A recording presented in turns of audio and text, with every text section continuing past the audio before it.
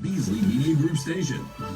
The following program was paid for by the Todd Leonard Foundation. This episode is property of the Todd Leonard Show and cannot be reproduced without the approval of Todd Leonard. The views and opinions expressed on this program are not necessarily those of the staff and management of WMTR. As always, it is advisable to consult a professional before making a major decision.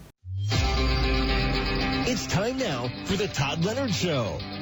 Leave those negative stories behind as we focus on the positive and hear from those who give back and help others. Let's start your day with some inspirational stories. Now, here's your host, Todd Leonard. Good morning, everyone. We have an incredible show today. You know, each week I'm just so privileged to have incredible people on. In the last 4 weeks, we've been really featuring folks as I thank you to those heroes. And guess what? We got one of those heroes today. Amy Pierce, right from Augusta, New Jersey, is going to be joining us. And I just feel so honored. You know, this month is Nurses Month, and what's a better time just to say thank you so much to all the incredible frontline heroes. Amy, are you with us this morning? Yes, I am. Good morning, Todd. Good morning. And, you know, today's a bit of an experiment. We're going Facebook Live on the Todd Leonard Show as well. So bear with us for those tuning in right now. So, Amy, first of all, I ask everyone, you know, how you holding up? I know, first of all, congratulations in order. I know you're blessed with another beautiful daughter. So how are you guys doing? We are actually, I feel like, now doing very well. The last month has been a little shaky for us from the delivery of the baby and my middle daughter getting sick, but now our whole family's under one roof, and it seems like everyone's doing pretty well. Well, just once again, I appreciate so much you coming in. I can't think of a better person to bring on right now. You know, I tell all my friends, my family, God bless the frontline heroes. I mean, and one of the silver linings of what we're all going through with COVID-19 is we're all finally getting a chance to say thank you to the nurses, the incredible doctors, the incredible hospital staff in the area. I always felt, and what's a better time now to just say the nurses are angels, and what you guys are doing is just truly incredible. So, you know, God bless you. So I wanted to, you know, everybody I bring on, I always like to ask a little bit about their background. And I understand nursing wasn't really your first career. You had done something first. Why don't you tell us a little bit about yourself for all the listeners? Sure. When I first decided to, I guess, pursue my career, I worked actually for WDHA and WMTR radio stations in the marketing and sales aspect. I had gone to school for that at Centenary College and worked there for about 5 years when I decided that this wasn't really for me. Nursing was more of a focus of mine when I was younger. It was something that I wanted to go into, but I think I feared getting accepted into a program, and it was always a very competitive thing. I did come from a family of nurses, too. A couple of my aunts are nurses, as well as in the medical field I have a couple of dentists as well. So I decided at that time I needed to actually follow my heart and pursue what I wanted to do. So I decided to start going to school at night. I did all my prereqs and then got accepted to the nursing program in 2013. Right. So in terms of just the decision to change careers, and that's a really weighty decision. You were working at WMTR, WDHA, which is actually the radio station I'm appearing on right now. Right. What was that like, though? Was that a tough decision for you? It was, I think, because I had already obtained my bachelor's degree, and I was about to get married at that time too. So I was settling into my life and thinking about having a family and stuff. So going back to school was not an easy choice at that time. But I knew in my heart of hearts I had to do something that I loved and follow my dreams. Well, God bless you. Right, that's beautiful to do that. Just to go after something you really felt deep down you wanted to do. A lot of people in life are afraid to make those kinds of decisions, Amy. So I think that's great. So from that transition, I mean, to go into nursing after your background at the radio station, was it what you expected it to be? The transition itself, Yeah. I think it was very trying for me. I number one, focusing from just working in the career field to getting back to school was hard, and I was also juggling both at the same time. So I had no sort of balance of life at that point because it was either school or work. But I'm glad that I decided to actually make that decision when I did. Well, yeah, God bless you. And once again, I mean, we're going to really explore that together. In terms of what facility, so you had to go through nursing school. Where was that? I had done all my prereqs at the Sussex County Community College. I had to take a bunch of sciences to get even into the nursing program. And then once I applied to the County College of Morris. And I did a 2-year associate's program there. Okay, and then you obviously then have to find a job. So where did you first start working? I actually, when I had done my clinicals, I had done a couple local hospitals up in North Jersey. I found that I loved the emergency department. That was where I felt like I was meant to be. So when I first graduated from school, I decided to apply to St. Clair's emergency department, which I thought was a long shot getting in there right after nursing school. But I actually got accepted and took on a position there working nights. So in terms of your family, now I understand you just had a baby girl, congratulations. Again, you have 2 other daughters, so 3 daughters. Yes. Wow, how old are your kids? 1, 2, and 1 month. Wow. Well, listen, yeah. I doubt you're sleeping. Yeah. I'm impressed that you made it here. My incredible producer, Ellen, was able to get me in contact with you. And when I heard you just blessed with the baby and you got such a young family, it means so much you're willing to come on this morning and join us and obviously give us a chance to say thank you. In terms of working at the local hospitals, I want to get into that a little bit now. Sure. Being in the emergency room, we always have, these you conjure up some thoughts about it. I mean, everybody, at some point in their life goes to the emergency room and they deal with the nurses. And candidly, the nurses are really the ones doing all the heavy lifting. So what's that like? You're starting in the emergency room. Were you nervous? I mean, how does that work?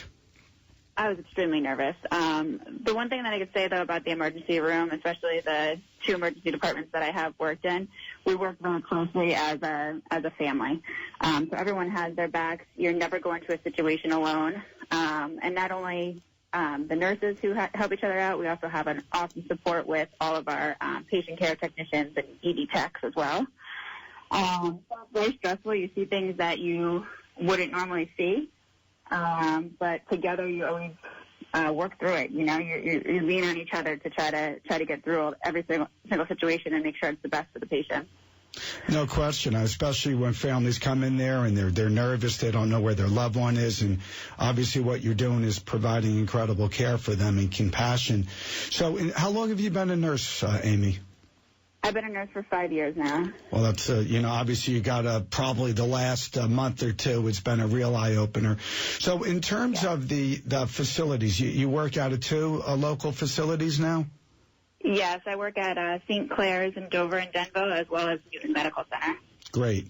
So when you first become a nurse, do you have like a supervisor? I mean, for the audience, for us, everyone listening, what's the hierarchy? How does that work? We do have a supervisor that is above us. When I first started working there, I actually started working as just a regular staff nurse. You do have your charge nurse that's on the floor with you every single shift, and above your charge nurse would be your supervisor and then the nursing director of the ER. Right. So in terms of just that kind of how it all works out, I'm assuming do you have like a mentor, someone that, you can rely upon as you're kind of learning the ropes? Right. You do when you first start off as a new nurse. They do partner you up with one of the nurses that have been there for like a couple years with some experience. So sometimes they try to keep you with the same nurse so you can learn the ropes of how they do it. Sometimes they'll put you with a couple different nurses because everyone does things a little bit differently.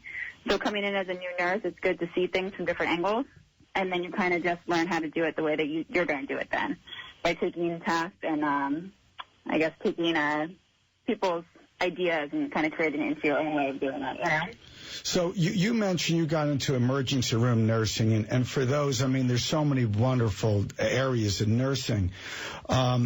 I know the emergency room, we have, my wife and I know some folks that do that as well. And it takes a special person because it's pretty much nonstop.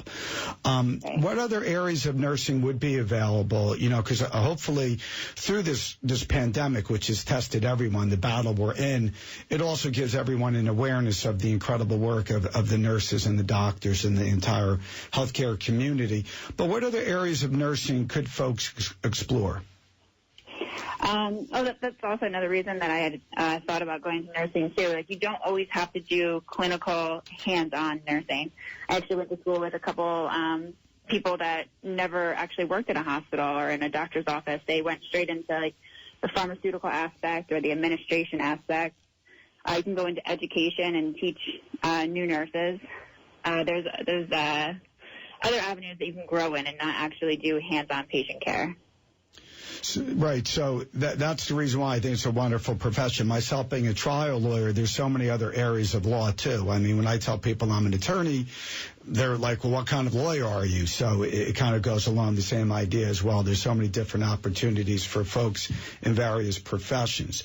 So when you first started in 2015, did you feel, as you started to get into it more, that you made the big decision, it was a wise decision to get into nursing, or is that something that grew over time? I knew right when I started that's where I wanted to be. I always wanted to help people, and especially then that I got into the emergency department. I like the critical care aspect. I like stabilizing my patients and seeing them either go home or admitted for further care. I feel like task-oriented, and the ER can be like that, very task-oriented and very fast-paced. And that was more so my niche. So what's that? I'm sorry. It's always nice when somebody comes in and you see them leave and they're being discharged home in a total better condition, you know? They come in very unstable, and then you're able to help them out enough to get them back on their feet.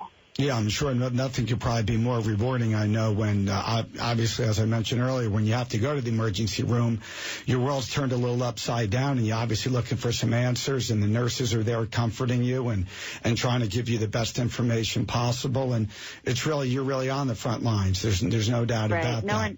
No one ever expects to go to the ER.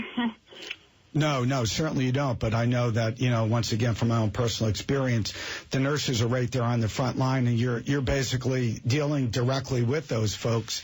They want answers. They're nervous, and the comfort you nurses and everyone in that community provides is essential, really.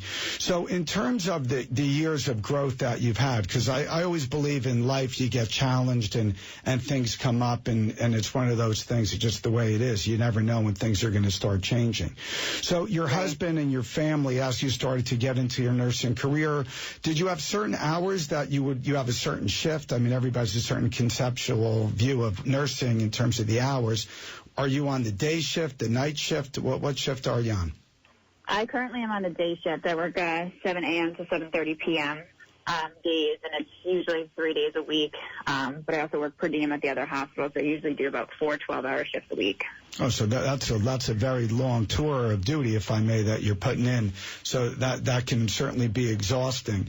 And in terms of just the background that you had and the environment, each hospital has a culture. So I want to spend some time with you in terms of COVID-19, because that's really on everybody's mind. I realize that right now we're starting to feel a little bit of light at the tunnel, but we know there's still a lot of work to be done. And it's one of those things where, it's just the incredible work that the nurses and doctors are putting in, countless hours. When did you first hear about COVID-19? Do you remember?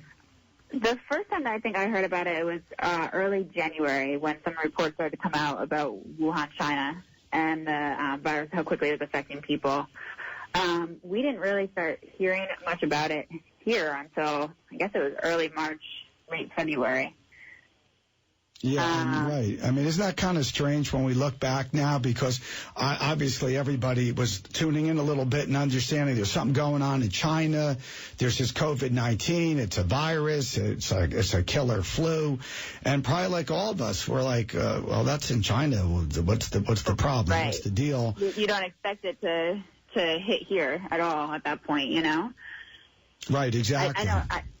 I could say before it even hit America, I was that nurse, that one that thought, oh, this is just like the flu, not a big deal. You know, we're all going to be fine. It's not even here yet, you know? Right, and that's one of the, when you started to see the stories come out, it was a real eye-opener, you know? Well, it was an eye-opener because I recall, you know, like most of us, it was something that, you know, you heard about, but you honestly just kept on living your life. And, you know, we have the greatest, you know, healthcare system in the world. We're going to be fine. If anybody does get sick, it's just going to be the older folks that, God willing, they'll be fine. Like we just talked about, it's like a flu. It's not going to hit us so hard. Did the hospitals, though, nonetheless start to gear up a little bit, or was it not really until March where the full gravity really struck us? I mean, they understood it was coming, and we tried to prepare for it the best that we could prepare for it. But something like this, you can't be 100% prepared for. You don't see this every day, you know? Like when it comes to PPE across hospitals countrywide, like you can never be prepared to have that kind of supply in-house because something like this doesn't happen, you know. So they tried to the best of their ability to be prepared. The first couple of weeks, things were changing by the hour from, one day you're wearing a surgical mask, the next day you're wearing N95, the next day you're fully gowned. And this was happening as everyone was learning together how to protect ourselves and take care of our patients properly for this virus. The virus is new, so a lot of people didn't know what to prepare or how to act about it. Right, and you brought up this term, this acronym PPE, and I'll tell you, hand to God, I never heard of that acronym before, and obviously it's near and dear to all of us now because we realize how important it is to protect the healthcare workers and really all of us. So, I mean, everybody now is wearing masks in public, which we have to do, and God willing, over time we'll be able not to have to go through that, but that's part of living in 2020, you know, in May even. Right. But in terms of the hospital, so you first started out, the virus was really here.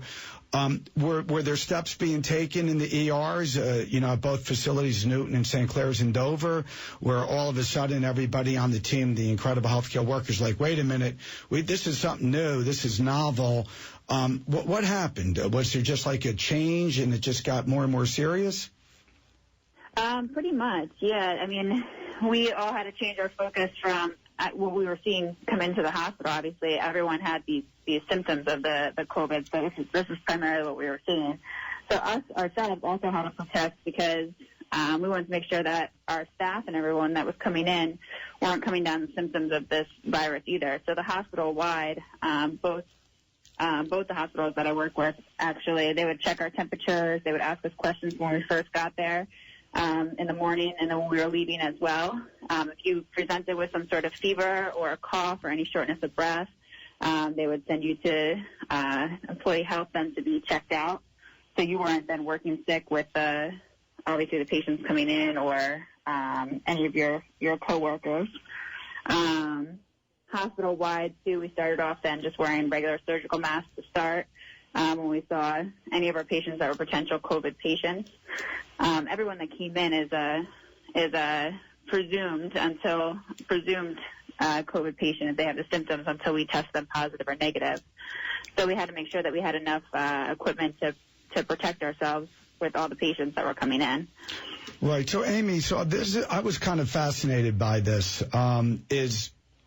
It seems to me that the learning curve had to be really quick, right? Because COVID-19 was something that was really, we never heard of it before. And then you're there on the front lines, you and your incredible, you know, heroes doing your best. But the information, you're kind of learning as you go. We were learning as we went. Right, right. Which was obviously, there's really no playbook for it. You have to kind of just go with it and do your very best. How hard was it education-wise to really learn about the symptoms, which are even still evolving?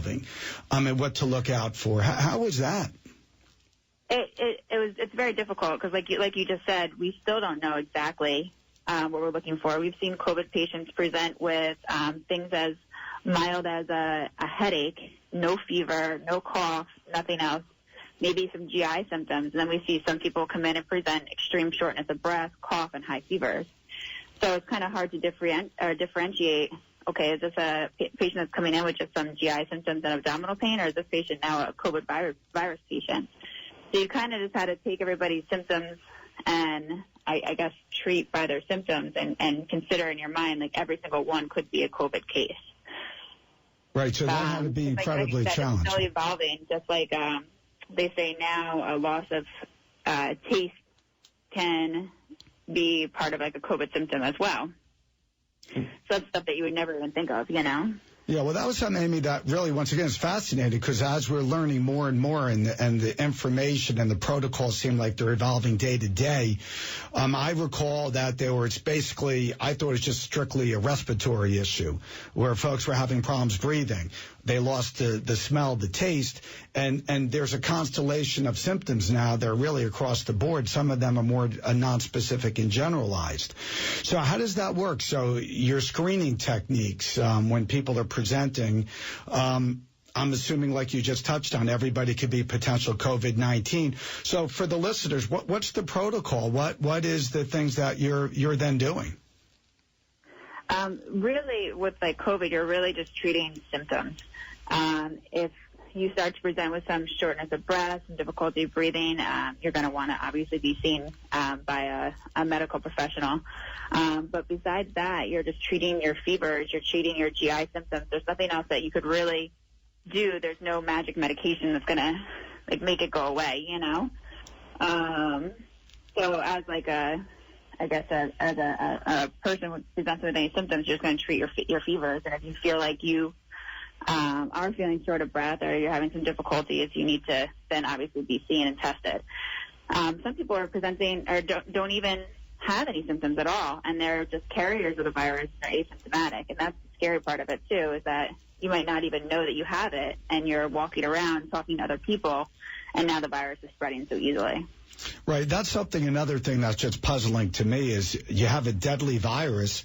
You could be walking around for a few weeks, didn't even know you have it, or you're carrying it and you're passing it on. It's just one of those things I'm sure over time we'll look back and have some of the answers to that. But right now, that's one of the real challengings for all of us. You know, you don't want to affect your family.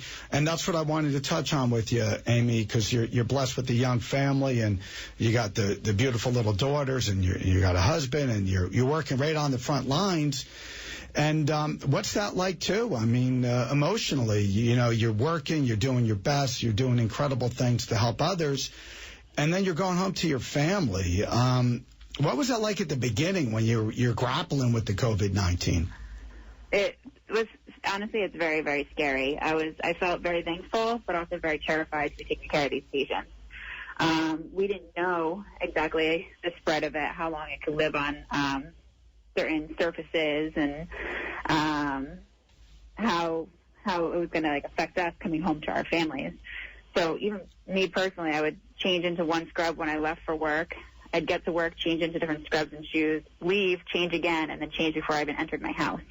Because the biggest fear for me was bringing it home to one of my daughters. And at that time, when COVID first hit America, I was 38 weeks pregnant too. Wow. So I was nearing the end of my pregnancy, and I feared contracting it myself, not only bringing it home to my family, but then also having a newborn too. It's very, very scary because you want to be there, you want to help these patients out, you want to put up the fight with your coworkers, but then you worry if you're gonna affect your family, especially like if you live with older parents or if your parents take care of your children. The elder population is a little bit scarier. Well, let me just focus for 1 second, Amy. So you're 38 weeks pregnant, you know, and at the time, and that just speaks volumes about who you are too, because a lot of folks in that position would beyond freak out. It's like, oh, wait a minute, I'm having a baby soon. I can't get in the middle of this COVID-19. I mean, this is insanity. What made you decide, despite, you know, obviously the blessing to have a baby on the way, to continue to be in the field? What made you decide just to, you know, stick with it? I feel like it's a part of being an ER nurse. It's you when something like this hits, being a nurse in general, you want to be there. You want to help people. It's the inner self in you, the need to do that. Also, I had my ER family, the nurses that always had my back. I wanted to stay and support them as well. But of course, in my mind, there was like a a little thing sitting on my shoulder telling me, Amy, you really got to be smart here too and protect your onboard child and your family too, Yeah, that's it was definitely a time like where I felt very torn. I still now, even being on maternity leave right now, it's a bittersweet not being there fighting with my team, but my family obviously is number one too. No question about it. But once again, I mean, that your dedication and commitment really is incredible to know that you're pregnant and so close to being, blessed with the baby on the way, and you still were working in this environment. I mean, I come home, my whole team works remotely. I'm in the office. I still come home. I'm worried, oh my God, am I going to have a cough or something? Who knows? I'm not coming in contact with anyone, and you're there literally on the front lines, and you're having a baby, and you're going home to a young family and a husband, and that's just an incredibly, challenging time for you as well. Were you talking to your colleagues too about what you're just talking to us about, is the fear factor of transmitting it to your loved ones? Oh yeah, we obviously all of us feel the same exact way. Everyone else that I work with too, they have parents, they have children that they're fearful about bringing it home to as well. I know some nurses that I work with haven't even seen their kids for 4 to 6 weeks now because they don't want to spread it to their children. So emotionally, you're torn by this because you can't see your family, you can't see your loved ones. Physically, you're drained because every single shift you're working so hard. It's a very trying time for all of us. Right. I can only imagine. I mean, this is one of the things when I tune into the news at night and I'm listening to, some of the incredible healthcare workers, and they're talking about basically being quarantined in a hotel. They don't go back to their family. They're afraid to infect their family. Then I'm thinking, wait a minute. The family needs to be together right now, and their loved one who's on the front lines can't go back home because they're worried about transmitting the disease. So from my perspective, once again, just shows your commitment is you're doing everything. And your entire team, and that's why we all owe you such a huge debt of gratitude for all the frontline workers. We've had the last 4 weeks some incredible people on. Melissa Spiata, we had Shannon Steets, we had Chris Russo, we had Chris Mazzarella, and they're all like saying, God bless, thank you to the frontline workers, and here you are, a frontline worker. So, I mean, that's just an incredible thing that your whole team has been doing. Amy, these are the kind of things that I love about the show. Is it gives me a chance to bring people like you on that are really making a difference. That's incredible. What we're going to do, Amy, we're going to take a very, very short break. We'll be back in 30 seconds. The Todd Leonard Show is sponsored by the Leonard Foundation, whose mission is to support the children and families who are battling pediatric cancer and those in need of food and assistance, women's shelters, and other important social services in the community. They also proudly support those fighting pancreatic cancer. They feel it's vitally important to help those in need in our amazing community when they need us the most. Please join them in extending a helping hand and go to leonardcharity.org and donate now. Together, we can touch many lives. Amy, once again, thank you so much for coming on this morning. I have the great privilege of having Amy Pierce, a local hero, frontline worker, doing incredible nursing over at St. Clair's in Dover and Newton Hospital. So, Amy, I wanted to talk to you. You talked about some of the issues with the frontline workers, with the PPE. One of the things that also just really I never even thought about was ventilators. At the facilities, I'm assuming you have what you need ventilator-wise for those that are critically sick? Yeah, I haven't seen personally. Like I said, I haven't been there for the last couple of weeks of the surge. But what I have seen, they have been very well prepared and able to care for the patients that are coming into the hospital. Right. One of the things that was a really heartbreak for me is in our incredible country, there is a shortage of ventilators. I'm like thinking to myself, well, listen, I don't care what has to be done. You got to give the frontline workers everything they need, like all hands on deck. Doesn't matter, Republican, Democrat, Independent. We got to come together as a country and give these heroes what they need and help. Right. Exactly. Right. That's one of the things I'm so happy to hear that at least locally we've had the ability to have the right equipment, because that would be beyond a heartbreak if we were losing lives because we didn't have the right equipment. So let's talk about, the feeling in the emergency room when you're there. You guys are pulling together as a team. I believe teamwork is so important in something like this, a crisis. So when you're dealing with someone so sick, I assume sadly not everyone leaves the facilities because of just how sick they are. And I know that must. What's that feeling when sadly your team does everything you can, but you lose patients? It's just the nature of this disease. What's that like emotionally?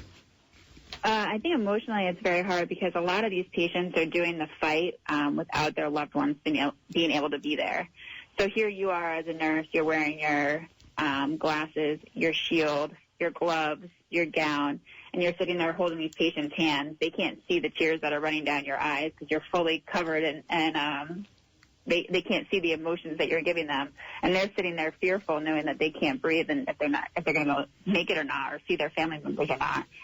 So I think one of the hardest things about this virus is that these patients are dying. I mean, there are a good amount that aren't, but there are patients that are dying and they're dying without their family members.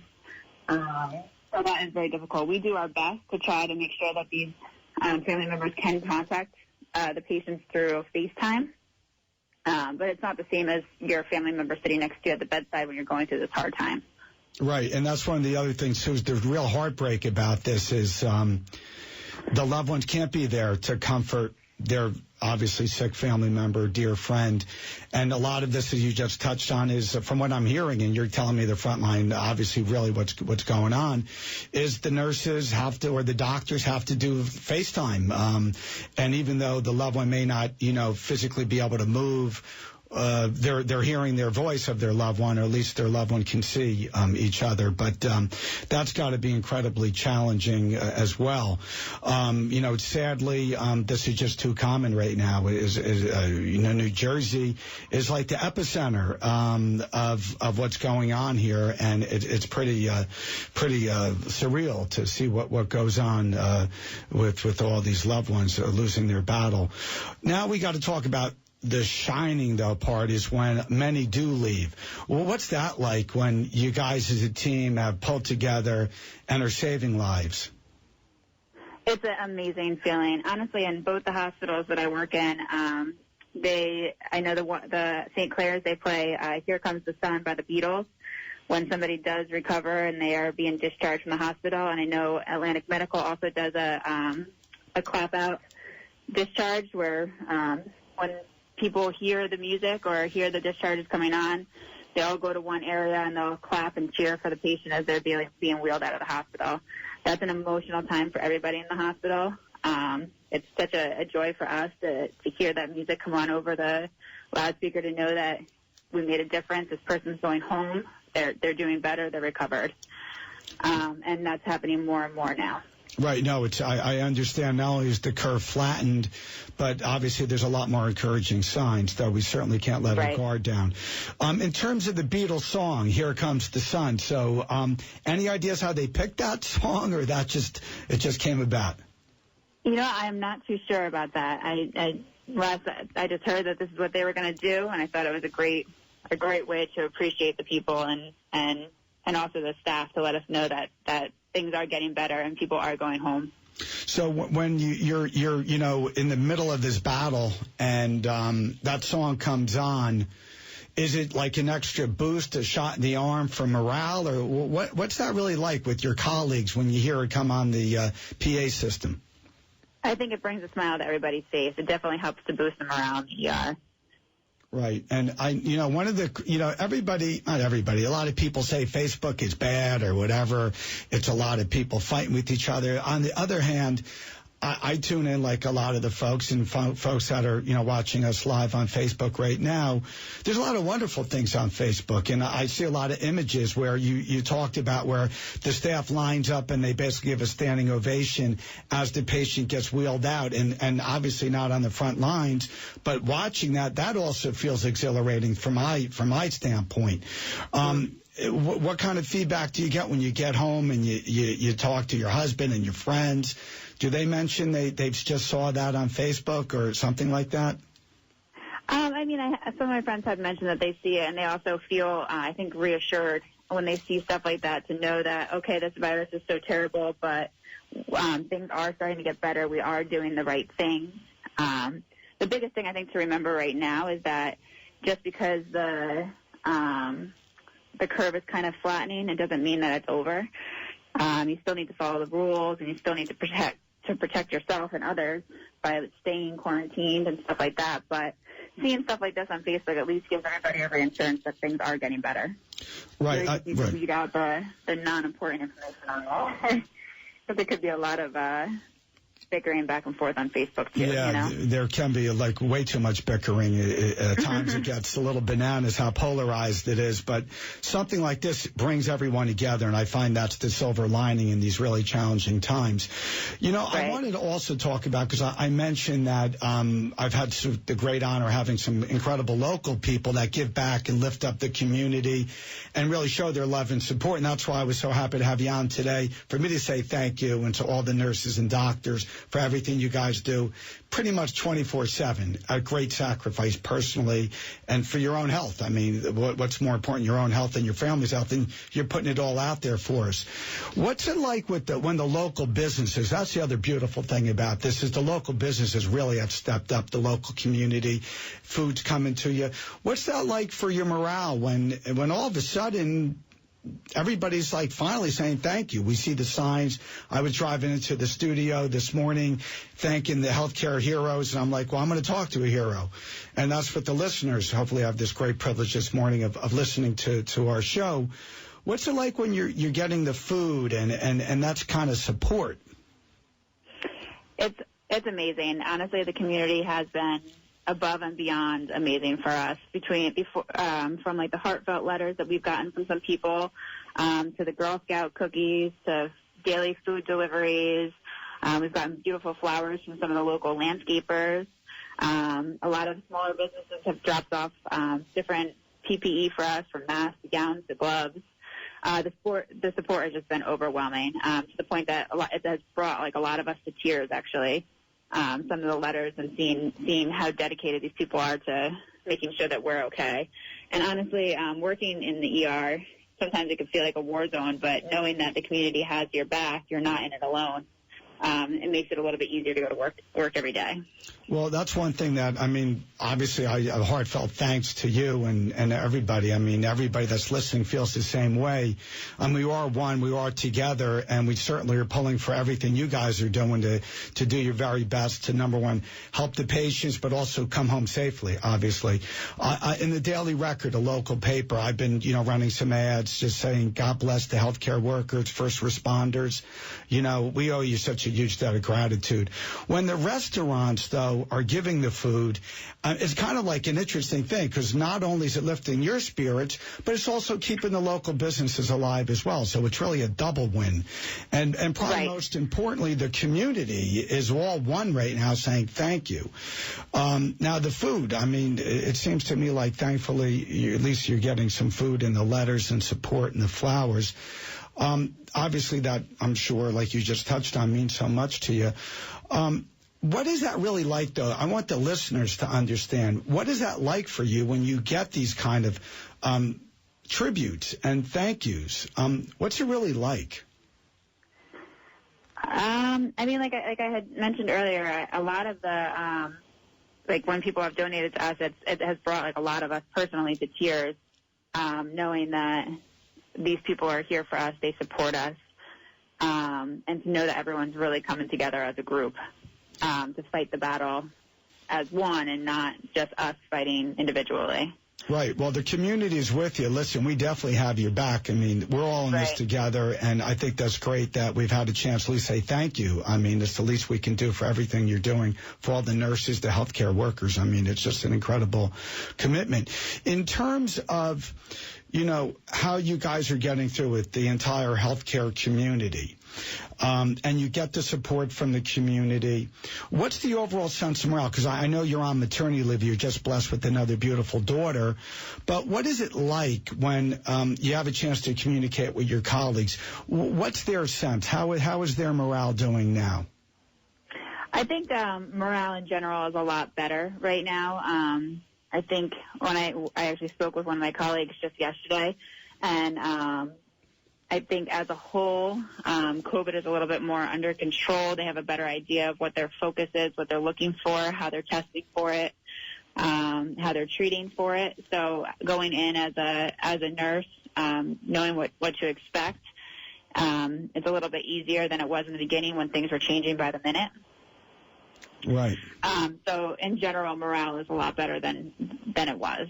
Well, I think that's great. I'm so happy to hear that morale is picking up. I think it's also probably consistent with how the curve is flattening, and there seems to be some light at the end of the tunnel, which is obviously, it's always great to hear you're kind of like getting past that hump of problems, and even though you're getting them, you're managing the care better. I wanted to talk a little bit also with you, Amy, about how this has really impacted your life, and just how you've been holding up with your family, because, I mean, obviously COVID-19, we've learned so much over the last few months and how deadly it can be and how it can affect anyone at any time. How has it directly impacted your life with your family?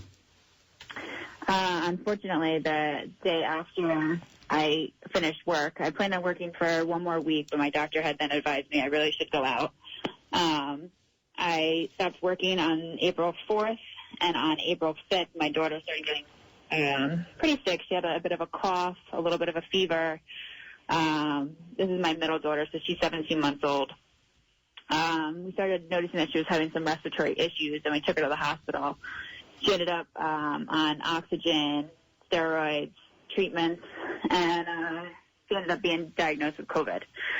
So one of our biggest fears was, one of my biggest fears was bringing this home to my child or my family in general. And here I was the day after I finished working. My daughter was in the PICU with COVID. Wow. Respiratory distress. Is she doing better now, God bless? Thank goodness, yes. Yeah. She spent a good 5 to 6 days in the PICU, and then she was discharged after 1 week. Wow, that's just another layer of just your commitment and character. I mean, you've been battling in the front lines, and then your loved one, your 17-month-old daughter, is struck with COVID-19. It's very sick. That must have been a roller coaster for you. I mean, it was. And on top of that, the day that she was admitted, I couldn't stay with her because they wouldn't let me stay, being 38 weeks pregnant. We didn't know, obviously, her COVID results at the time, so it was taking a couple of days to get back. That same night, I went into labor with my third daughter, too.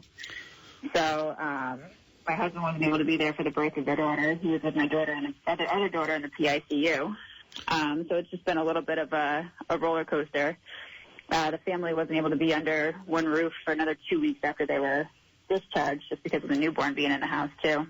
Well, you could write a book about the roller coaster you guys have been on, because, I mean, I said, wow, when I was going to have you on, but when in preparation, I mean, some of the things that I became aware of, I mean, you have really been through it. I mean, I have to say that much. I mean, talk about a roller coaster. But the beautiful thing is your 17-month-old is doing much better now. You're blessed with another baby, and you guys are all together now as a family? Right. We all have... A week and a half ago, we all ended up in one roof. We're all doing well as of right now. Well, that's and I know that my middle daughter, Emerson, is beyond thrilled with her baby sister, so that's a good thing, too. Well, listen, I think all the listeners, I know I'm thrilled that you're all together and everybody's doing quite well. I mean, this is, the great news. I always love great news, even though we're in a lot of adversity here.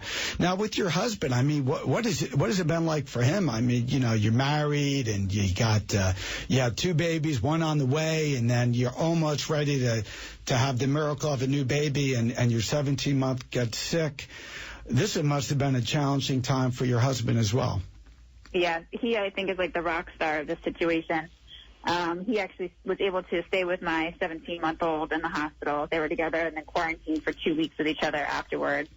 On top of that, emotionally, I think he was struggling with the fact that he couldn't be with me and the delivery of our daughter. Ended up in an emergency C-section, too, so it was not as expected for it to go.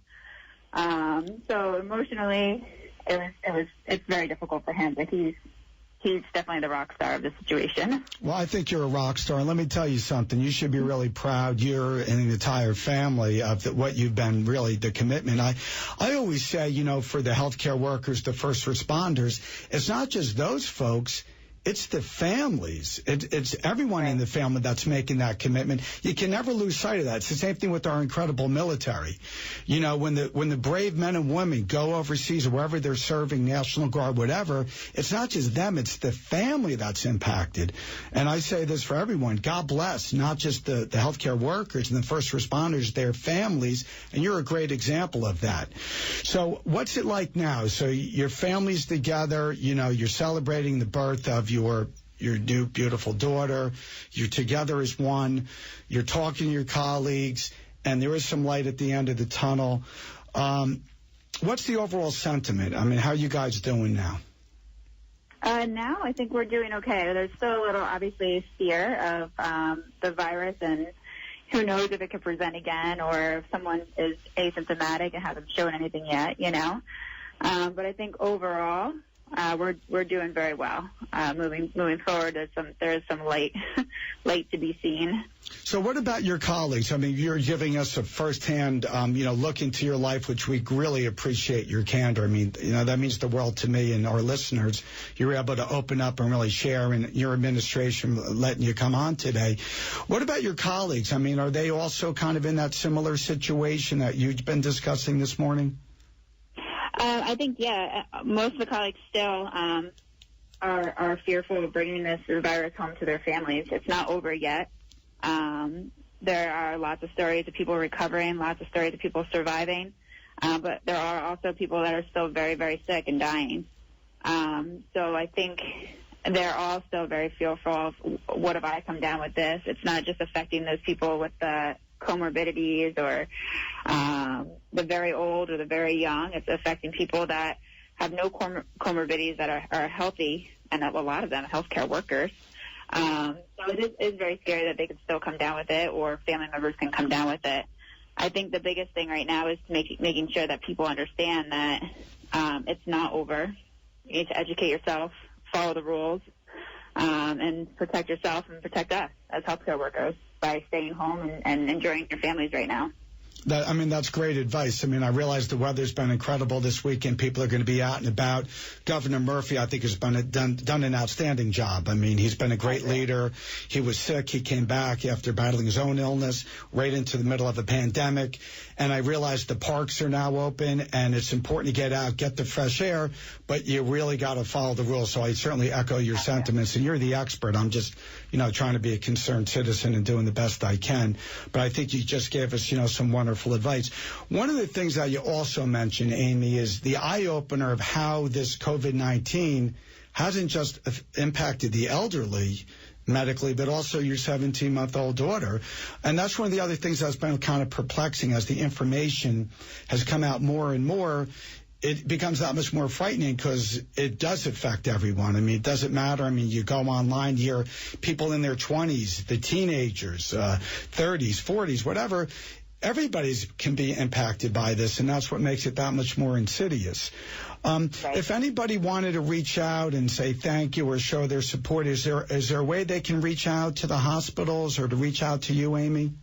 Yeah, actually, we do have some information that I was provided with for any way that any community members want to help out with either Newton Medical Center or St. Clair Silver in Denville. I do have a couple of numbers for you. Would you like that? Please do.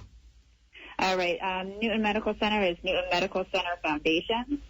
Their number is 973-579-8456. And then at St. Clair's, the phone number for them would be 973-983-2348. And again, obviously, everyone is very appreciative and really is thankful for the community's reach out, and it helps us every single day with the data. Well, it's the least we can do as a community is to stand up together and say thank you. And I'm glad at least you realize we are doing our best as a society to show that we have your back, and we really do greatly appreciate it. I mean, I spoke about it a few minutes ago, but just driving around now, you see these signs, that finally the healthcare workers are getting their just due of being really acknowledged as heroes, because the job is thankless. And the money's not incredibly great, but I know the satisfaction you're getting is certainly incredible. I wanted to talk about that, Amy. In terms of your career, I know you started out in the radio station industry, and you decided to follow your dream back in 2015. So you've been in it 5 years now.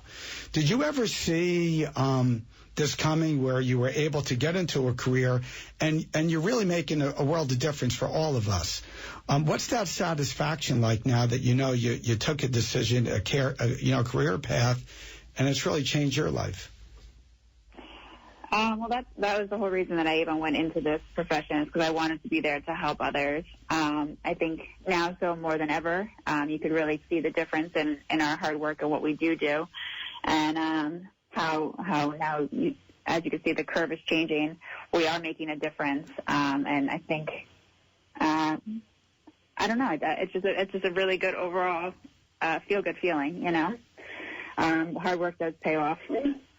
Well, it certainly pays off, but I always intrigued by when people make these career path decisions, and you never know if it was right or wrong until you're really in it, and that's one of the beautiful things is what you've done is you followed your dreams and your passion, but you're saving lives and you're enriching your life as well, and everybody in your family and your friends.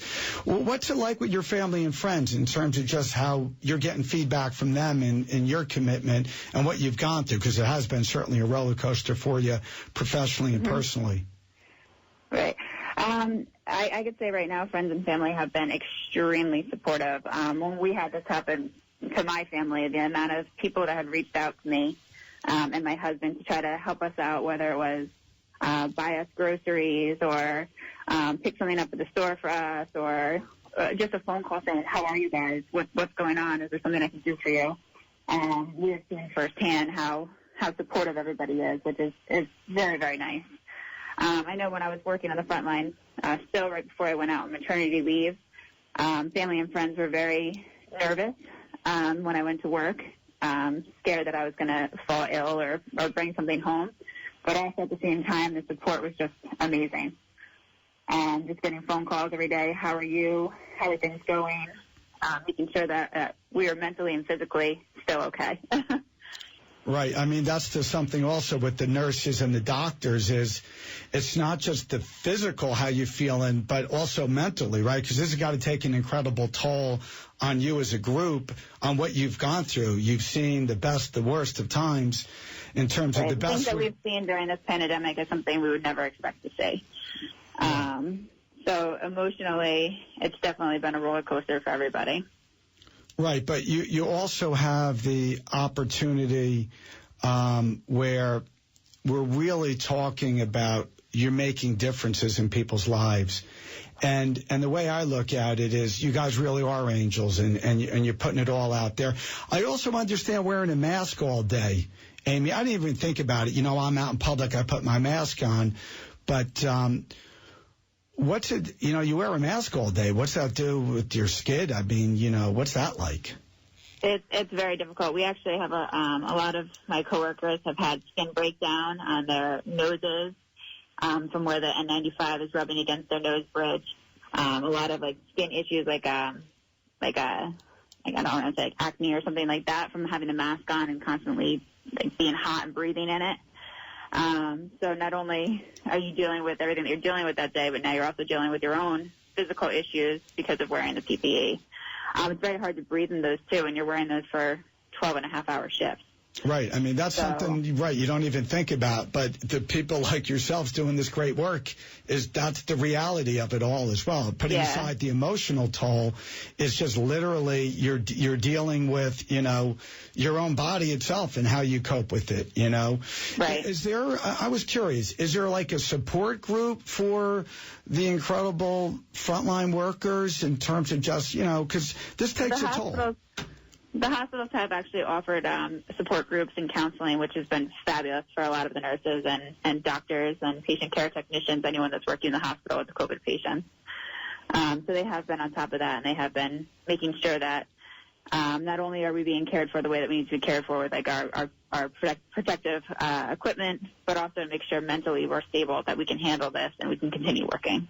Right, because, I mean, the toll it must take emotionally is beyond words. I mean, you know, I open up the paper, I go online, I hear about, you know, countless thousands and thousands of great New Jerseyans passing. In our great country, over 60,000 people have already perished to this dreaded virus. So I can only imagine just how difficult that is emotionally as well for you and for all your colleagues. Is there anything, Amy, you want to tell our listeners what your needs are right now at the local hospitals at Newton or St. Clair's? I think the biggest thing is just to make sure that everyone's staying isolated, to make sure that this curve continues to make the downward trend. As much as we're seeing some light right now, we want to make sure that continues to happen. And just because we are seeing some light doesn't mean it's okay to forget about social distancing or wearing masks. Like, all these things are very important still. Stay isolated, and then obviously if you need to seek any medical attention, make sure that you seek it as soon as you need it. Well, I think that's great advice, and certainly we're so thankful for your incredible commitment. You know, Amy, I just want to say, you know, it means so much to really us, the entire community, what you're doing. I know I said it a lot on the show today because I'm just effusive of my praise for what you're doing personally and your entire team. I know that without the healthcare workers, the whole system would collapse. People get sick, they got to go to the hospital. If there's not people at the hospital to treat those folks that are sick, the whole system is done. I mean, what are you going to do? I mean, you got to have people around, you got to have help, and we need it desperately. What your entire industry has done is, in my mind, truly heroic. You're putting your lives on the line. You're doing it day in and day out. You're doing it under really your own health is at risk. Your family's health is at risk. Your beautiful daughter got sick as a result. And nonetheless, you're there. Your entire team keeps on coming back and coming back. I'm hearing stories of people, healthcare providers, they got sick, they beat COVID-19, they're back at work. I find that just truly inspirational. So on behalf of everyone, I just say God bless you and everything you guys are doing because, you know, once again, we just can't say enough thank yous. When you drive around town and you see the signs, do your colleagues talk about that? I mean, is it something that gets, you know, discussed? And we do talk about it, and it doesn't go unseen. I think for every single one of us, there's been times that I've been driving to work and I find myself in tears with the things that I've seen because it is a feel good to know that people are thinking about you. They do know what you're going through, and they do care. Like I said earlier, it's like you're driving to like a war zone some days because you don't know what you're going to walk into. But when you see that the community has your support, it makes it a little bit easier to get up and go to work. Is there anything else, Amy, you want to tell our listeners? You know, we're just so privileged to have you join us for this hour show. Is there anything else you want to tell us before we conclude this incredible show? Just to make sure that everyone stays safe, follows the rules, and stay isolated right now. We're flattening out the curve, but it's not over yet. Right, I definitely agree with that. So, Amy, I want to say God bless you and your family. I'm so happy everybody's doing well. To all your colleagues, just God bless them and let them know how much it means to me and to our audience for what you guys are doing. Just, you know, keep up the incredible work, the commitment, and that's really something we can't even say thank you enough, and just God bless you. For the listeners, you know, these are the kind of shows that what I want to bring to you, which is people making differences in the world, making the world a better place. Sometimes we focus on the negative, but there's so many incredible things out there, so many things to be grateful for. Today, when you're out with your families enjoying this incredible weather, think about the healthcare workers, the first responders, their commitment. We all got to follow social distancing, but we also should rejoice in the fact we got incredible people like Amy Pierce out there making a difference in our lives for the better. So if you know people in the community lifting each other up, lifting the community up, making the world a better place, I'd love to hear from them. I would be so honored to have them join us on the show. You can call my office at 920-7900. You can contact the ToddLeonardShow.com or send me an email at tleonard@lawleonard.com and tell me your story. And I'd love to have you come on and lift up the community together. So God bless you. I can't wait to have you join us next week, and take care of each other. Remember, we're in this together. God bless.